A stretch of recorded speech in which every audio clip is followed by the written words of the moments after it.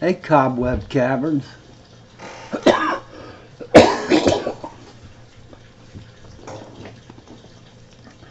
How are you doing today on this fine Saturday? Hey, Dion. Welcome, man. I've been watching you. You're the first one that talked, Cobwebs. Grandfather? Hi, grandfather. I gotta admit, I don't know Russian. I can't read it. Dion, I've been enjoying some of your streams lately. Hey, Vals, welcome to the stream. Hey, Sasquatch, welcome to the stream. Once again, I am bereft of axes to grind. I don't even have a clue what to talk about today. My wife's been out of town. Hey, Glass Boxes, welcome to the stream. Guys that don't know, that's Joel from New Zealand. My wife's been out of town, and I've been kind of under the weather, and I've been experiencing camera issues, so I haven't put out any new content lately. I need to get myself in gear and get some of it done. I think this weather's kind of got me this season that we're in. It's hot and cold and hot and cold. Hey, Ruru T, welcome to the stream. How are you guys all doing on Saturday?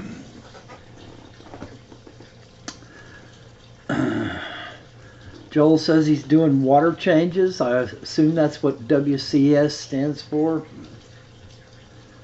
I'm pretty much, I'll pick a random tip here. Once again, I've been doing this just because it gives me something to start talking about, which might get you guys going. Dion's been doing a little bit of stuff about breeding of fishes lately, and I've enjoyed seeing that. I've enjoyed, Dion, watching you steadily climb through the skills of fish keeping. You've come a long way, man. I know it's been a bumpy ride for you in many places, but I've been cheering you on. All right, let's get our random tip out. Maybe that'll get me thinking about something.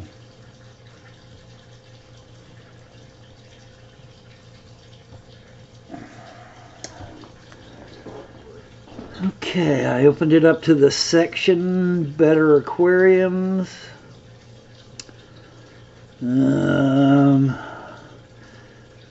Tip number 41 is, why do I need a cover glass on my aquarium? Cover glasses perform several functions. They cut down on evaporation loss, prevent escape of fish with wanderlust, and act as splash guards for light tubes and fittings. On smaller aquariums, these glasses are sometimes made of plastic. Consider replacing them with real glass, which is easier to wipe clean, heavier, and less prone to scratching. Have the glass cut professionally with ground beveled edges to prevent injury. The redundant plastic condensation tray shortened to the tank height makes an excellent emergency divider. Exactly the right width. So,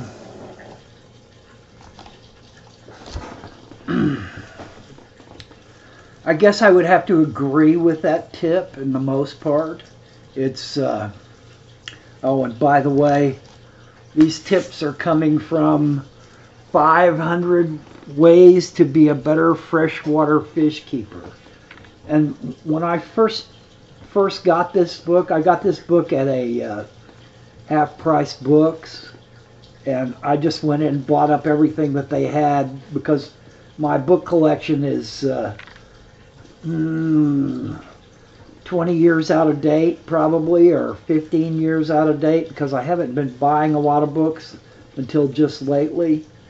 But when I first read this book, I didn't think too much of it, but the more I have gone back and looked at it, the better I like it. And I would recommend it to you guys just as being a primer for you to think about how your fish keeping goes. Well, Ruru 2, I'll give you one other tip for free. Buy this book. And I make nothing off of book sales, so hey HC Aqua, welcome to the stream. So our tip was to cover our aquariums with glass. And I think in a lot of ways that a glass cover can offer. I've got on one side of my 110 gallon, I have an output from my 404 fluval canister filter, which shoots straight across the top of the water and hits the front of the tank and splashes. And also on that side, I have my under gravel output, because I have an under gravel filter on one side of my tank, the planted side. And also on that side, hooked up to the output from the canister filter, are two bio wheel filters. So when we got my wife's 75 gallon, it had glass top. It came with glass tops, the Marine Land Aquarium. And I took one of them and put it on that side because it will lean up against those two biofilters. There is a small opening, you know, there's an opening at the back, but the front is completely covered, and it leans up against those two biofilters. And those of you that don't know, biofilters are little paper wheels that have lots of flanges on them, and they spin because the water hits them and creates a spin. And in that spinning, they keep the media, the paper media, wet, which keeps a biological filter active, in the sense that every time water hits that, it has bioorganisms on it, bacteria, which will filter that water, and then it slowly drips out, or fairly quickly drips out. And because of that, it has created a little microclimate in that back of the 135 tank. And there is moss growing on the BioWheel box itself. There is moss or algae, I'm not quite sure which, growing where the glass lid doesn't quite come down flush with the top of the tank. So it is creating a microclimate that has some air and some water passing through it all the time. And I really like the setup. I know a lot of people would argue with the setup and say that it isn't so great, but I really enjoy it just because of the combination of things that are going on. And a lot of that is put in place by a glass lid. And glass lids will allow you to keep more warm air in the tank. You should have surface agitation going on in your tank to allow a better interchange of carbon dioxide and oxygen at the surface, so that the water can ingest more oxygen. And so what I've done in that 110 gallon is, the side that does not have the light over it, I have it open. And hey, Flint's Fish Farm, welcome to the stream. And the other side has that partially closed glass lid on it that leans up against my BioWheel box and has created... Hey, Corona-kin, welcome to the stream, man. It's actually created a microclimate inside of the tank, which allows more plant-type material to grow outside of the water. And plants always grow much better, much more densely in their in their immersed form. So immersed means out of the water, and unimmersed would then be under the water. And you get two different kinds of plant growth from most plants, under the water and outside of the water. And mosses often grow on rocks in rivers that stick slightly above the stream or the flow of the water, but stay wet most of the time or all of the time because of splashes or momentary heavier flows. And those kinds of plants have the benefit of being able to draw CO2 directly from the air, and they don't have to fight as hard to get the materials they need out of the air to keep growing. So in that sense, they're better at absorbing nitrates because they're growing faster, and they can use up the nitrates more quickly. So it's just another layer of water filtration. You know, admittedly, it's a small... Hey, Danks, welcome to the stream, man.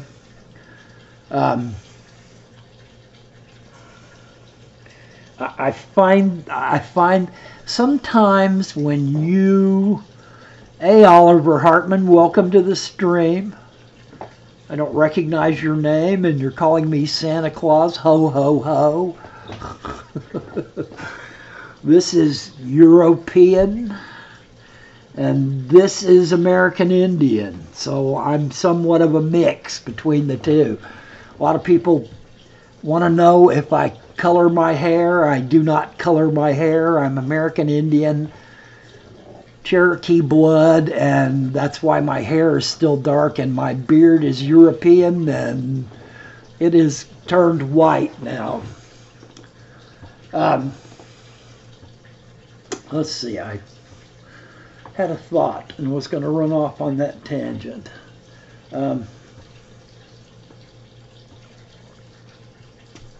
No. Yeah, the beard of wisdom. Need more purple in your hair. I thought about that. For people that are always saying that I dye my hair, and I don't get that a lot on YouTube, but I get it a lot in real life.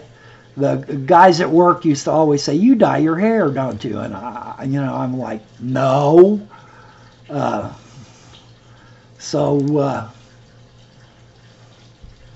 thought if I dyed all my hair pink, that would allow me to let the roots grow out and prove to you that they were dark and not light.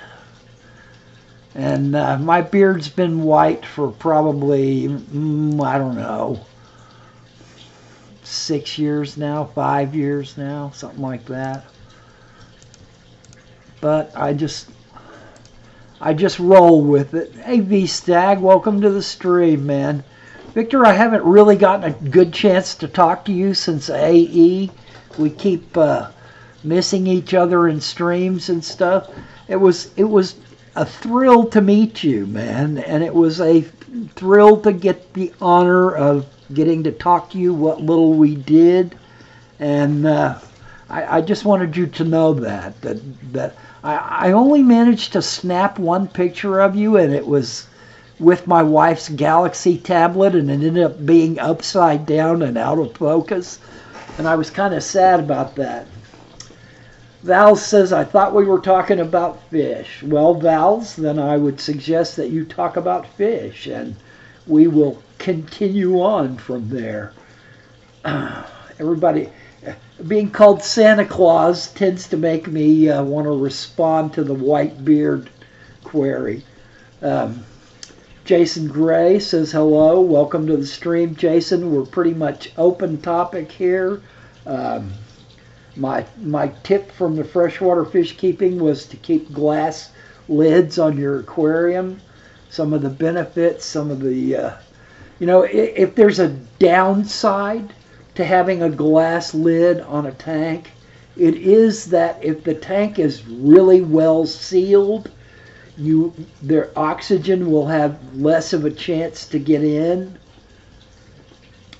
Petsotics, multiple aquariums, welcome to the stream. Have I ever seen a fish with a white beard?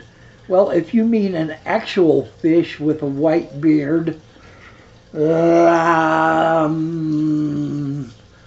trying to think if I've seen some obscure, rare fish that has something that looks like a white beard. Right off the top of my head, I can't.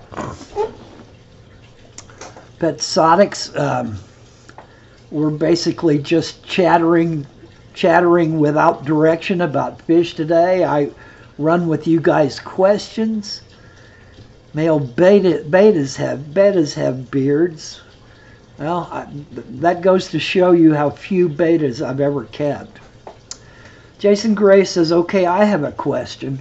Does anyone dose dry ferts in dry form? If so, do your fish bother or eat the ferts? How long do they take to dissolve? I know that my wife has bought dry fertilizers to use in this 75-gallon that's the background.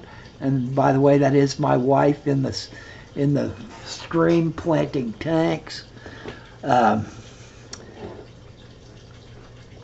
Well, I guess you could say a bristlenose has a white beard. Maybe so.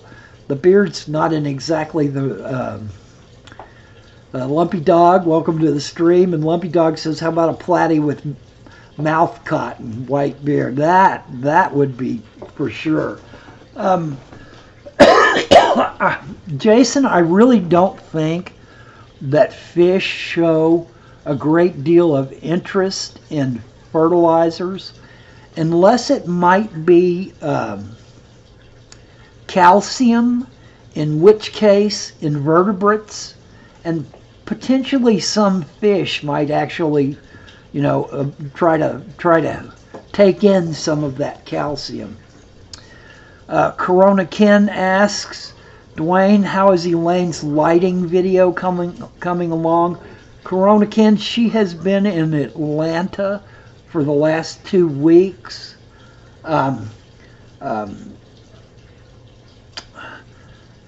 Back about 10 years ago, she ran into a Nigerian girl who was trying to get to the United States and fighting with the people inside her country who would not let her out unless she paid a certain amount of bribe, and then they would let her get out of the country and come to the United States. Tinho F asks, do I like Rudolph? Well, Rudolph was a red-nosed reindeer. Let's leave it at that.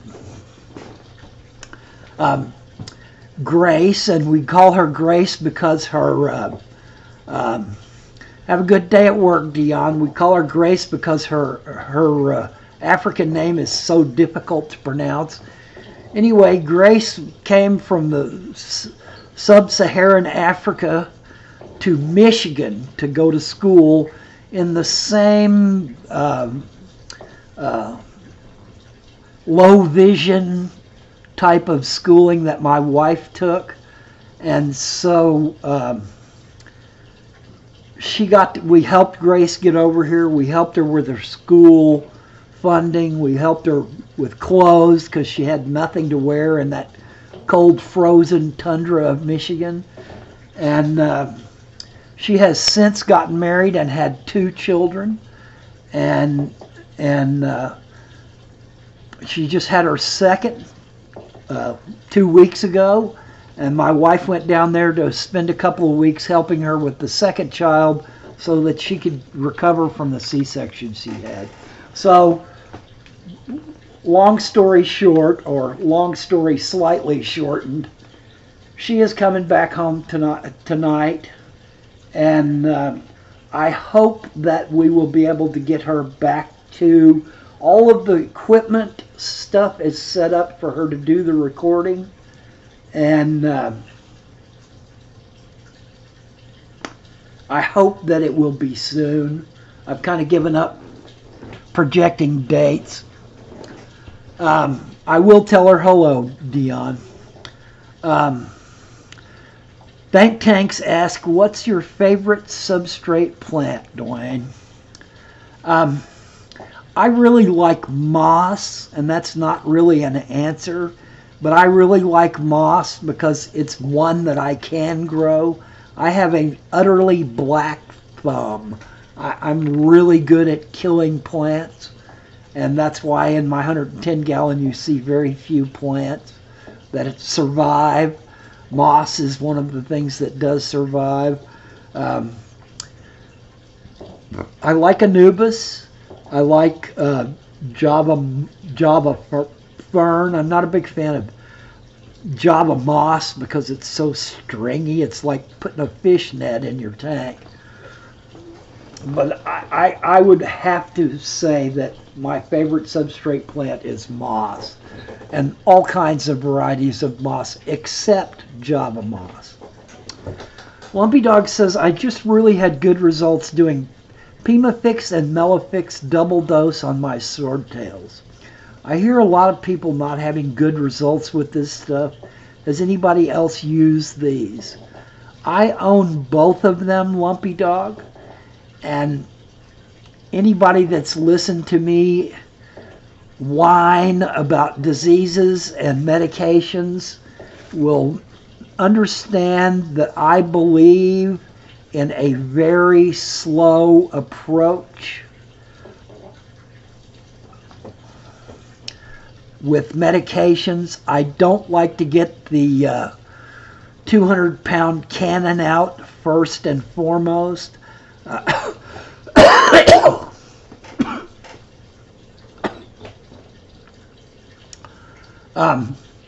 So I have always used Pimafix and Melafix. Cobweb Cavern says that he's heard that Pimafix and Melafix results can depend on the pH of your water.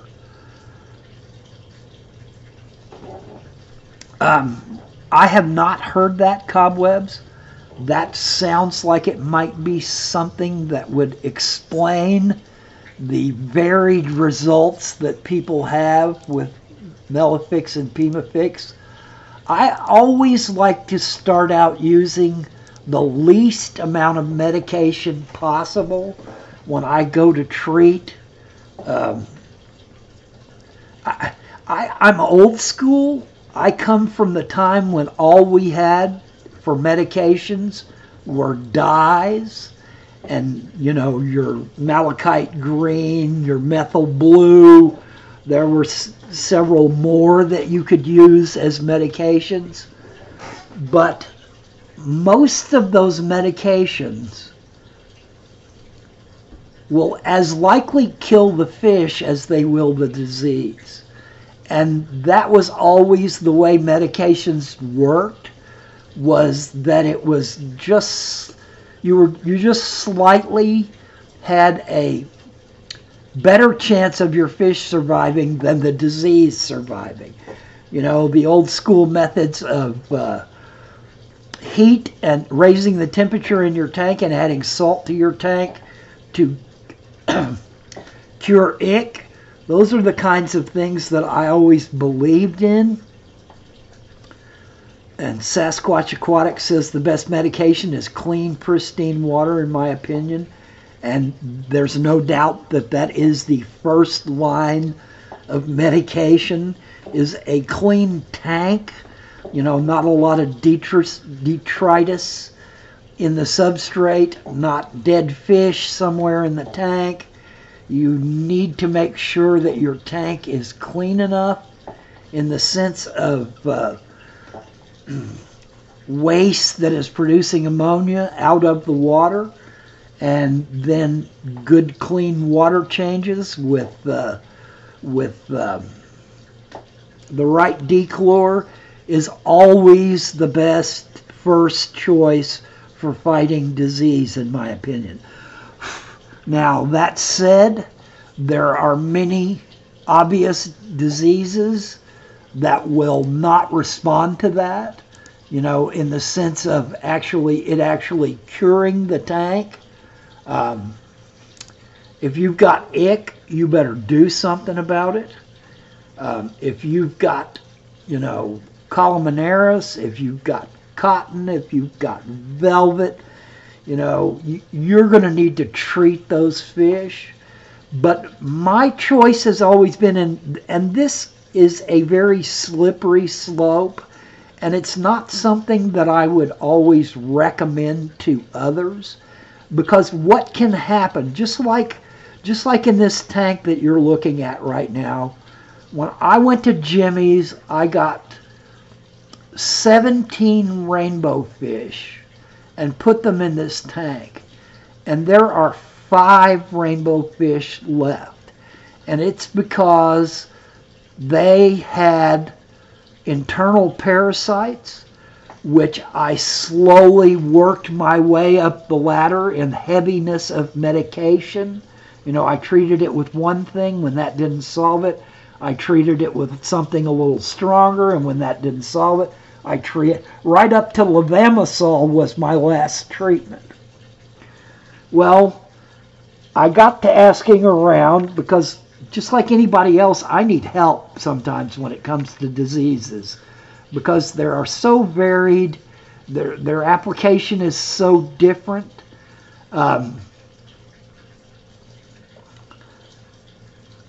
Rachael OLeary, in one of Bob Steenfont's streams that Rachael was in, and Rachael OLeary is a highly intelligent person that knows a lot about this hobby, and I respect the things that she's done and says. And so I asked her point blank, are rainbows more difficult to cure of internal parasites than other fish? Because I was beginning to think that I was trying to cure these fish the wrong way, and that was letting more and more and more of them die. And she said, Dwain, a lot of times the problem is that we treat the tank and not the fish, in the sense of adding medication to a tank and the water in the tank, and that it doesn't really effectively get into the fish enough to cure the disease. And she recommended that I get medicated feed and feed them that, and knock on wood, for 3 weeks the 5 remaining rainbow fish have been alive without showing any sign of parasites. And Susan recommended me, gosh, the name escapes me right now. I'm sure if you go to one of Susan's videos, you can find it. But she has a friend that's selling medicated fish food, and it was fenbendazole medicated fish food, and it did the trick. I fed it to them for 5 days. It recommends 3 days, but they were still so sick, but they weren't eating enough, so I fed it to them for 5 days to make sure they all got some in them. And so far, knock on wood, now it's been 3 weeks, and one of the problems with internal parasites is that after 3 weeks, all that feces that has eggs in it that's come out, those eggs start to hatch, and then they can be reinfected. So you got to watch them really close at the 3-week point and start feeding them medicated food again if they show any sign of being reinfected. Because then they'll just have more eggs out and those will hatch and it just keeps it going. And so I think that's a very valid point, is that sometimes we need to get the medication into the fish.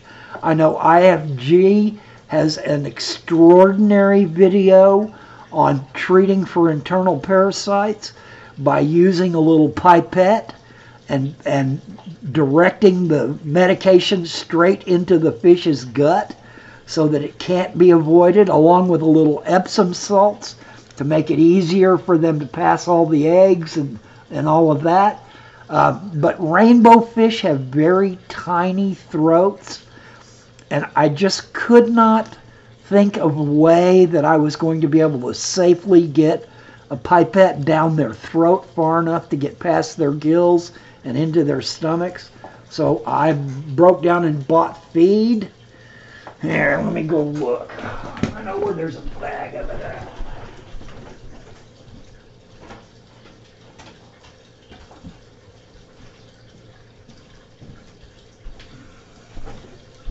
There's the name, Everything Aquatic.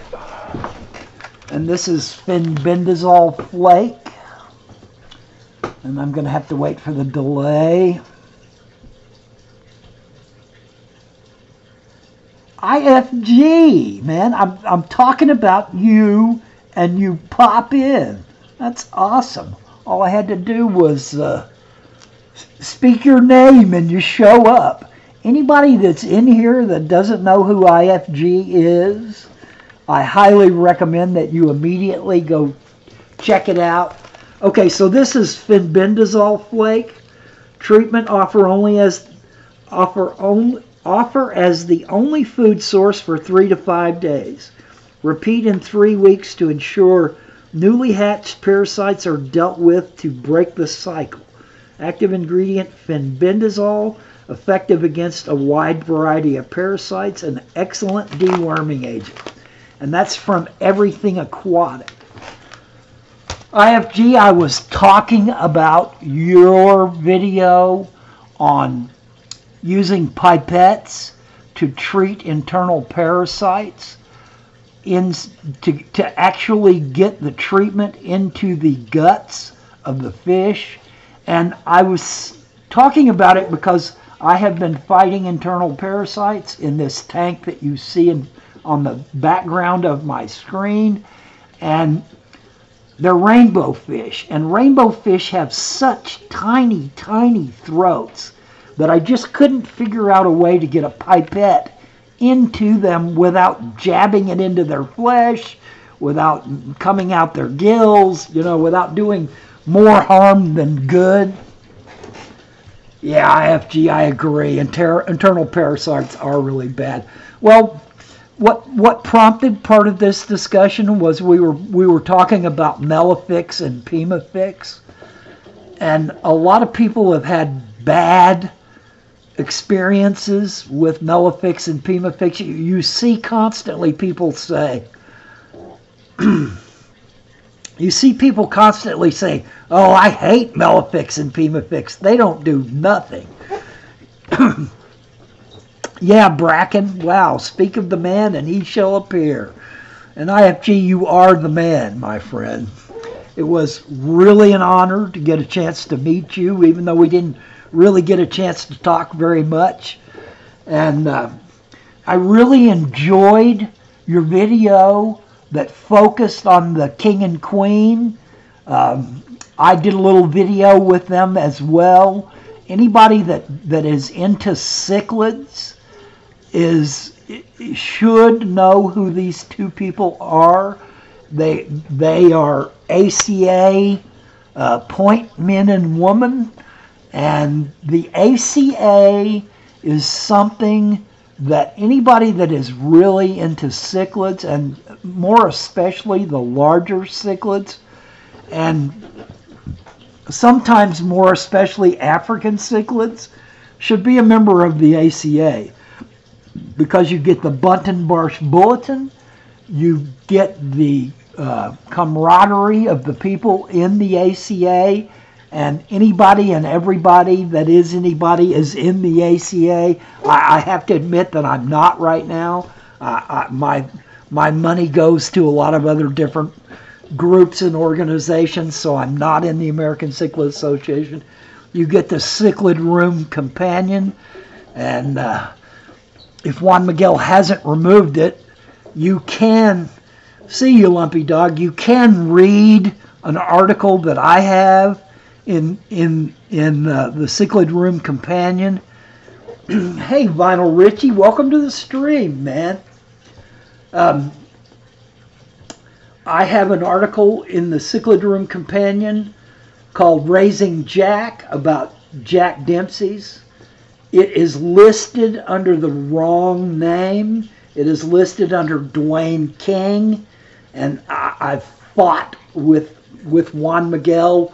I was one of the first people that helped Juan Miguel set up Cichlid Room Companion, or I say that, but what I mean was that very early on I had computer access, internet access, and I frequented the Cichlid Room Companion long before it had anything to do with the ACA, and mine was like the second talk.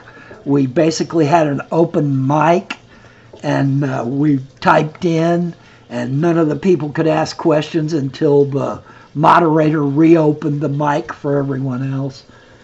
And that was basically, it is a complete reprint of an article I wrote for the Texas Cichlid Association magazine, Cichlid Tales, back in the 70s, like 75, I guess.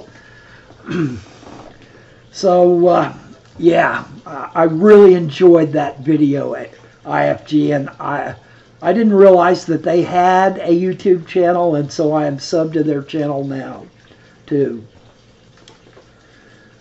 So what's up, Vinyl Ritchie, man? What's crack-a-lackin', as they say these days? H2O Fishes, welcome to the stream, man. We're basically just... you guys are prompting me, and I am rambling pointlessly and wandering aimlessly, which I am wont to do. My random tip of the day out of 500 ways to be a better freshwater fish keeper was a bit about glass tops for your aquariums. IFG, if you're still in the chat, I noticed that a lot of times you do not have a glass top on your aquariums. Some of them you do, and some of them you don't. I wonder why you don't have them on your aquariums. I mostly run mine semi-covered, but you know, you can kind of tell which fish are jumpers and which are not. I'm not sure if IFG is still in the stream. Ritchie says, just woke up. Yeah, I guess it is. Well, what? It's noon, Ritchie? Oh my God, man. You're sleeping until noon? I guess you were up last night partying until the wee hours of the morning. H2O Fishes says, I love glass tops. And yes, glass tops will contain heat in the wintertime when you need to keep the warmth in the tank. They will create, if you set up a glass top properly so that it has a small gap on either end, and then put some kind of fan blowing air in at one side, you get the benefit of still maintaining a certain amount of temperature, because there's only so much airflow that can go through that space between the water and the top of your or the bottom of your glass top, and it will keep jumpers from jumping unless they crawl or jump right on the edges where the I guess one of the reasons that I don't often have both sides of my aquariums completely covered is that there are so many wires and hoses, air hoses, and hang-on back filters that need to take up a certain amount of space. Ritchie, you got off work at 6 a.m.? Oh my God, man, go back to bed. What do you do, Ritchie, that keeps you out till 6 a.m. besides the graveyard shift? Petsonic's Multiple Aquariums says, what is the best water conditioner? Stress coat, prime, other?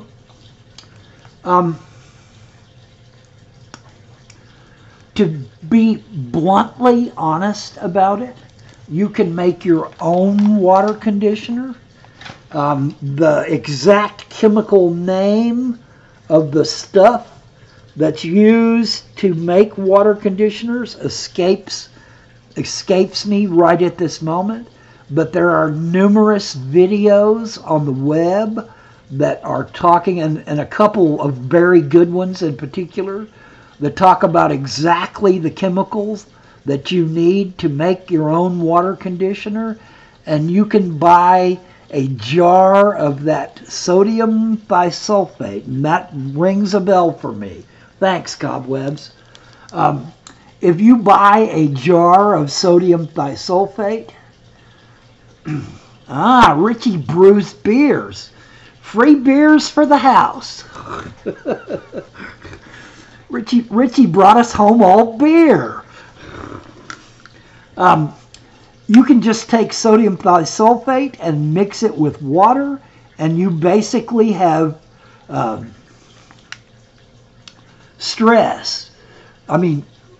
safe, not stress, safe. Prime and Safe are both made by the same company, but Safe is basically sodium bisulfate alone. Now, Prime comes in a liquid form, and Prime has some stress coat in it. It also has some binding agents to chelate heavy metals so that they no longer hurt your fish. And that is one of the reasons why Prime can be very dangerous to a newbie in the aquarium trade or hobby. A lot of times people think, well, if 10 drops is good, then half a bottle is great because it's got to be better for my fish. Unfortunately, Prime has the ability, chelate, to bind with and take it out of being able to be absorbed in the water. A lot of chemicals will chelate copper. A lot of chemicals will chelate iron. A lot of chemicals will chelate stuff. Well, Prime has very advanced chelation elements in it that will allow it to bond with all heavy metals. But if you super overdose Prime, it also has the ability to bind with oxygen molecules. And it can literally make your fish gasp. If you're going to do a 10-gallon water change in a 100-gallon tank, and you treat the entire tank, 100 gallons worth, with Prime, and then do that 10-gallon change instead of a 70-gallon change or a 60-gallon water change, and do that over a number of weeks, if you did that exact same thing, Iron Maiden, well, we could argue about what the heaviest metal is, but you're right. Nobody's going to bind with Iron Maiden.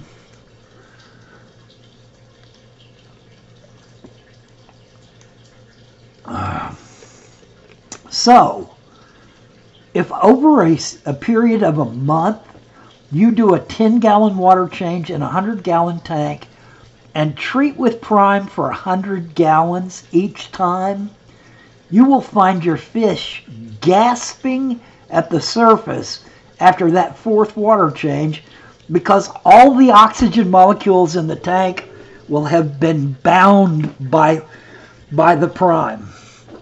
But just off the top of my hat, I would say that Safe, which is basically sodium thisulfate powder, is a good water treatment, dechlor, and that it's probably one of the cheapest if you don't just go buy sodium thisulfate yourself and make your own, because literally you can make your own water conditioner.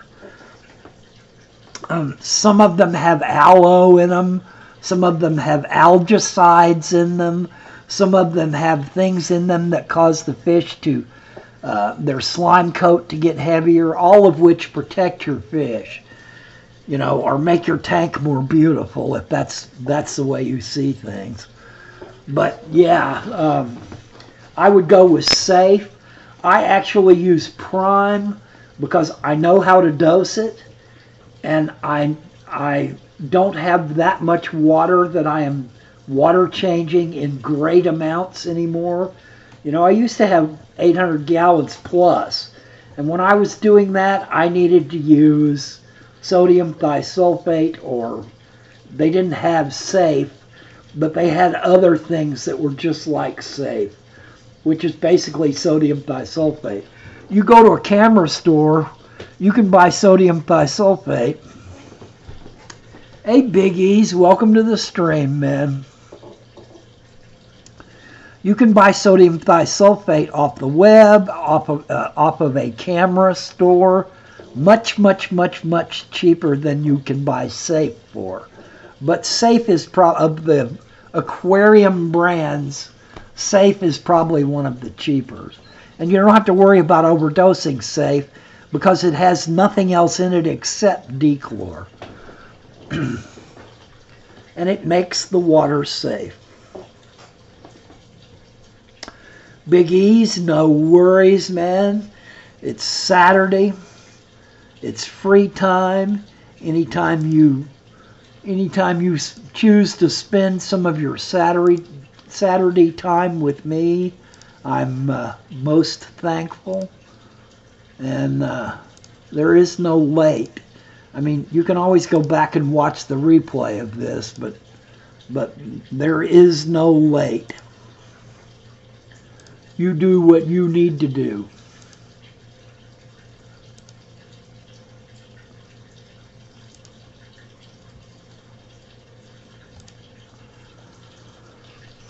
On eBay, it's 8 pounds for 500 grams. That would last you for years. Yes, it would last you for years.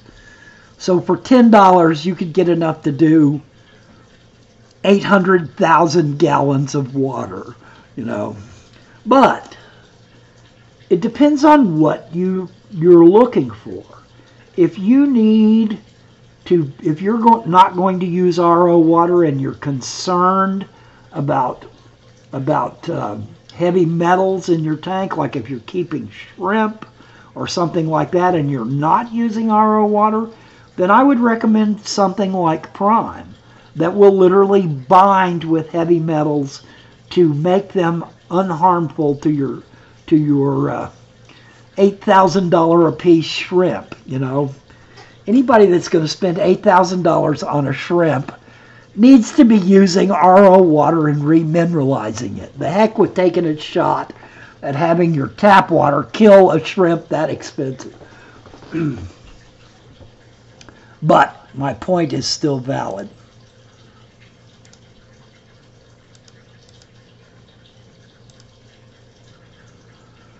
But there are several videos on the web that show how to make your own, to take that sodium thisulfate and turn it into a prime-like thing. Cobwebs Cavern says, I have the softest water ever. We are lucky with water quality here in Scotland. I know that Corey out in Washington, the TDS of his water out of the tap is like 25 or something like that. You know, I'm not sure whether soft water is better or hard water is better. You know, if you're gonna Aquarium Cop says, hi Dwayne and friends, listening, having dinner. Enjoy a bon appetit, Aquarium Cop. I'm about ready to get something to eat myself. You know, a lot of times hard water can be a curse in the sense that it causes scale on your tanks. It's, you know, difficult if you're trying to keep low TDS fish. You know, you have to mix it with RO, or you have to just use RO. But you can always use RO to get 0 TDS water. If you have super soft water in the sense of TDS 10 or 20, you're going to have to remineralize to keep some fish and some shrimp and some invertebrates, because they're Vinyl Ritchie says $8,000 shrimp. That's a lot of albums. Ritchie, I would point you towards all the AE videos in the fish fam and outside the fish fam on the web. I've done several myself, and while I pictured those $8,000 a piece shrimp, I did not denote that those were the ones, because I wasn't sure. Some of the shrimp that were that high were from Chris Lukup out of Taiwan, and some are Chris Lukup's people out of Taiwan, and some of them were from a guy that goes by the name Vin Fish, and he's also out of Taiwan. Those Taiwanese breeders are incredible. The breeding skills that they use, yeah, and Cobwebs Caverns is right. AE is Aquatic Experience, Rich. It was in Chicago, the first of this last month, and a bunch of us went, and so I have a lot of videos up on it, and you can see those in the shrimp keeping contest section. They have one of the larger shrimp keeping contests in the country right now. Shrimp is still something that's gaining ground in the United States. It's always been big, or it's been big for a lot of years in places like Taiwan and all over Asia, and in a lot of places in Indonesia, partly because those are places where shrimp are from naturally, Thailand, places like that. So it's really still gaining ground in the United States. And Ritchie, I have been thinking about my next vinyl community video, and I want to do it on sides, album sides, because I think that albums have the difference in music of we would get up and put one side of an album on, and I want to do a video on perfect sides. And to the, you know, the monikers being that it has to be something in your collection. It has to be something that is not a compilation or not a live release of previously released material. You know, if it's a live release, it's got to be all new material, and it's got to be in your collection. To that end, I decided that I would do one video on Pretenders, one video on contenders, one video on game enders, and one video on my top 20 perfect sides. Yep, Echoes is one of the albums that's out in my. I have about 70 albums that I pulled.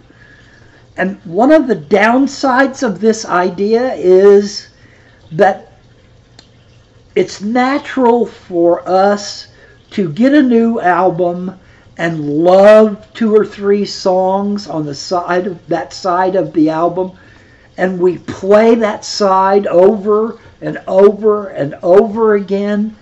And in doing so, we start to believe that the other couple of songs on that side of the album create a perfect side, no weak songs. And so that's a real problem in the sense of, is the album side full of equally strong, perfect songs, So the truth is there probably should only be about 10 perfect album sides out there. And of course it's going to be subjective. Everybody's going to have their own choice of which is their perfect album side because of their taste in music, what they've been exposed to. Yeah, Ritchie, but I ended up pulling almost 300 albums out of my collection just to try to winnow it down. Yeah, CDs did change that habit of getting up and turning it over. And MP3s completely changed even that, because then you could sit with a remote control and click a button. But I think that's one of the things about vinyl that makes it different, and in my old school mind, better than a CD, was that you had to choose. You had to say, okay, well, which side, 1 or 2? Which there's one really great song on side 2, but I want to hear this better songs on side 1,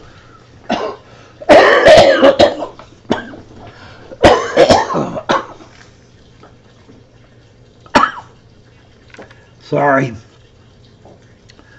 So basically what's going to end up happening is I'm going to have to do 4 videos, and they're probably going to be 50 minutes long each, because I'm going to want to talk about each album that I'm offering as a. Plus, I think it's a great, everybody's doing these videos about what's in their collection, or what am I listening to lately, that kind of stuff, where basically you're trying to give other people an idea of what's in your collection so that you can, show off what's in your collection.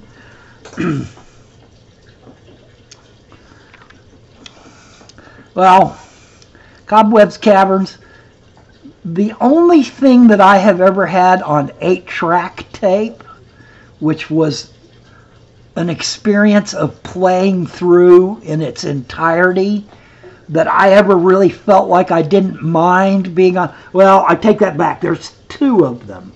One of them is Looking In by Savoy Brown, and the other is Ram from Paul McCartney.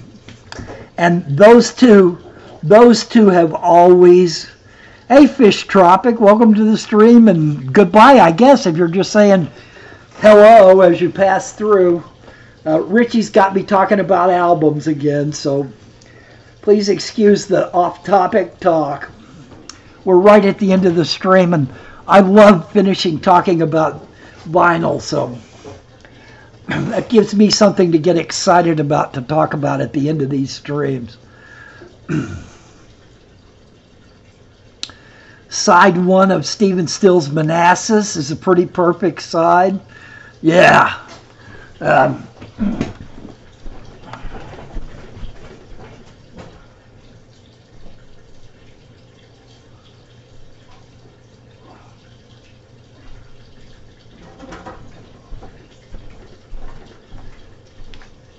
I've got 3 stacks like this, Ritchie, to go through. and I'll whip through these so that you can see some of the ones that I felt like were just possible contenders, you know, pretenders even. I don't know how you could miss this one. 30 Days in the Hole.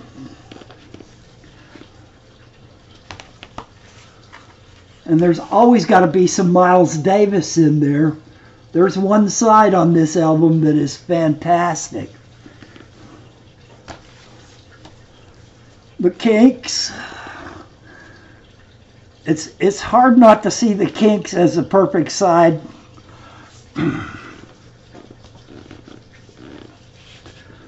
This one might be kind of laughable, but Rush, 2112, and although it kind of is something that I dislike, and this is my ex-wife's album, she made me buy this one, I think that you can kind of say that this stands a good chance at being 1-2. Phil Collins, No Jacket Required.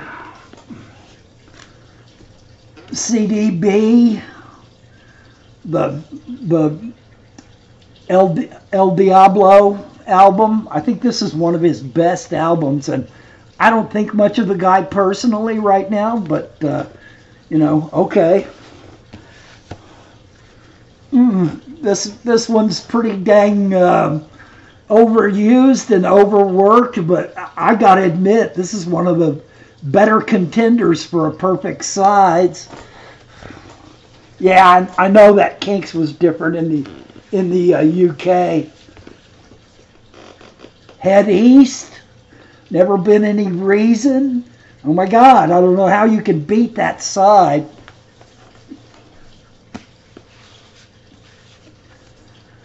Dave Bromberg, Demon in Disguise. But I would actually go with Hardworking John, Sharon, Medley of Irish Fiddle Tunes, and Diamond Lil. I think that side's even better. I'm a Demon in Disguise. Melanie. Gather Me. I don't know how you... oh my God, Cobwebs, you never heard of Head East? Emmylou Harris.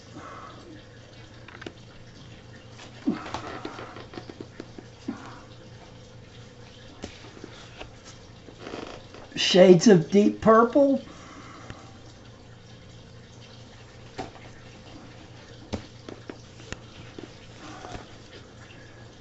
Henry Gross.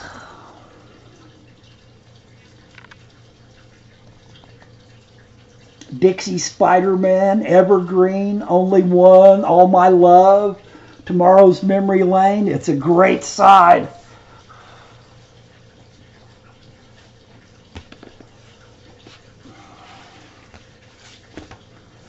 Close to the Edge, yes. Great album. A lot of people don't care for them too much. Sorry, Pet Sonics. We're at the end of the stream, and I'm going off on... Ritchie's in here from the vinyl community, and I'm going off on that. Men at Work. I don't know, man. It's a pretty good album side. Here's an off the Average White Band, Cut the Cake. It may not be everybody's cup of tea, but it is one great album.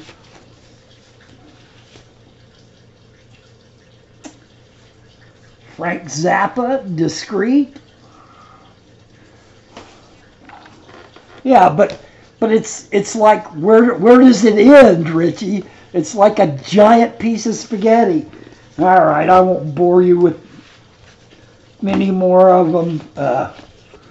Willie Nelson, Shotgun Willie.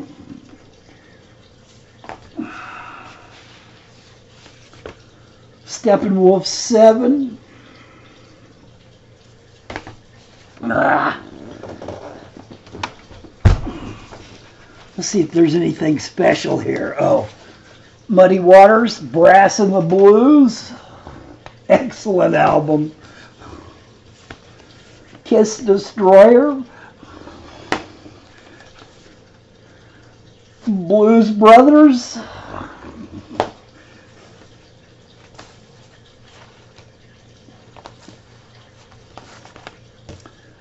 Rory Gallagher, Calling Card.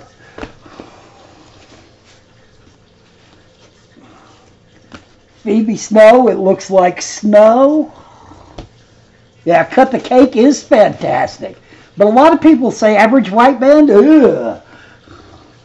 Oh, and if it was good enough for an 8-track tape, it's good enough for vinyl. Ram. Simon and Garfunkel. Rosemary Sage, Parsley, Sage, Rosemary and Thyme. Wheatfield Soul, The Who.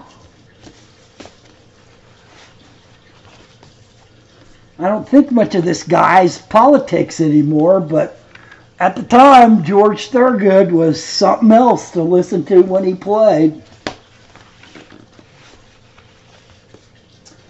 Dire Straits. Three Dog Night Naturally.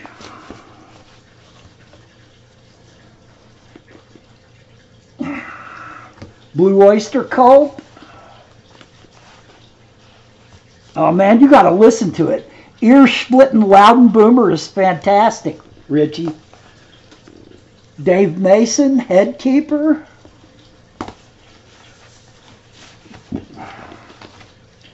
Aerosmith, Toys in the Attic. One bourbon, one scotch, and one beer, Cobwebs. Jeff Beck, Truth. And this one, I don't know how this one doesn't make my final. Pure Prairie League, Busting Out.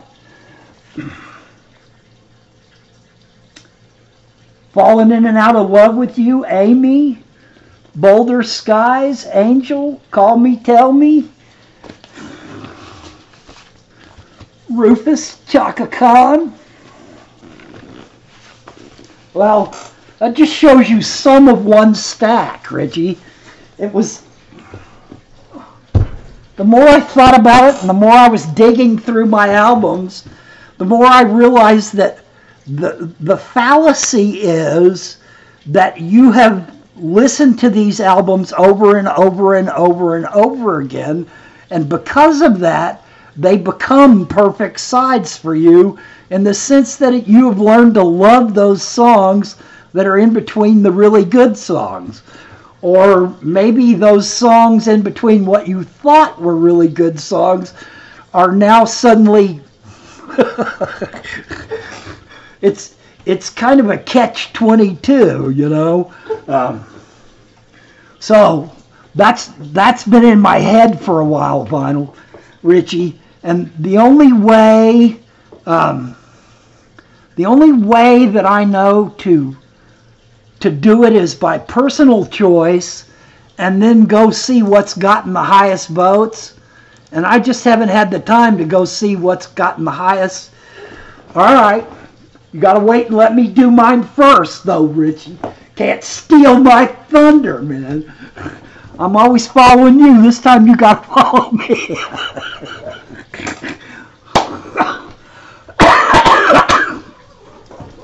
So anyway, it's not that I haven't been thinking about what to do. I've been having some camera issues too, and I got to get those resolved before I'm going to start putting out videos. And I got to figure out how to thin it down to about 60 albums that I'm going through instead of 250. I mean, most of the albums in my collection were albums that I wanted to listen to. So very few of them are just like one-off songs, you know, where I bought that for one song. I mean, some of them are, but, you know, most of them I bought because I wanted to listen to the whole album, you know. All right, guys. Vinyl Ritchie, you always make it fun for me to end up one of these videos. It has nothing to do with fish, but it's something I'm equally as excited about. And once again, anybody that's interested in anything that has anything to do with vinyl needs to go check out Vinyl Ritchie. And vinyl is plastic albums, not CDs, not MP3s, not flax, not reel-to-reel, not... Alright guys, thank you so much for spending some of your Saturday with me. I know that it's, you know, there's a lot of things that vie for our time and our attention, and it honors me greatly that people still think that it's important to come out and listen. I know, you can't think about them, Ritchie. No thinking first. You just got to go through your collection and pull them out, man. All right, guys. You have a good rest of your Saturday and a good rest of your weekend. I'll talk to you next week, and I'll try to get some video out this week. Bye.